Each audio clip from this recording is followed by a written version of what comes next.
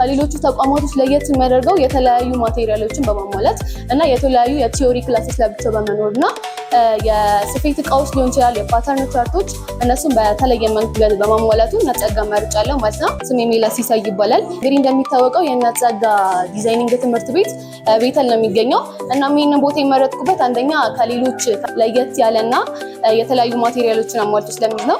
ለምሳሌ እስከዛሬ ከሰሯቸው መካከል ይሄ የጀመርኩት ነው የሙሉ ቀሚስ አሰራር። ሌሎችም እንደ ኪሮስ ቀሚሶች፣ ጉርድ ቀሚሶች፣ ኮቶችን ሰርቻለሁ እና ይህን ተቋም መረጥክ ካልከኝ ከሌሎቹ ተቋማቶች ለየት የሚያደርገው የተለያዩ ማቴሪያሎችን በማሟላት እና የተለያዩ የቲዮሪ ክላሶች ለብቻው በመኖርና የስፌት እቃዎች ሊሆን ይችላል የፓተርን ቻርቶች እነሱም በተለየ መንገድ በማሟላቱ እናት ጸጋ መርጫለሁ ማለት ነው።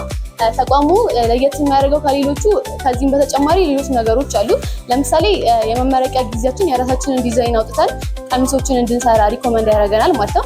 ይህም ማለት ደግሞ በተቋሙ ብቻ በሚሰጠን ዲዛይን ዲፔንድ እንዳንሆንና የራሳችንን ክሬቲቪቲ እንድናወጣ ይረዳናል ማለት ነው።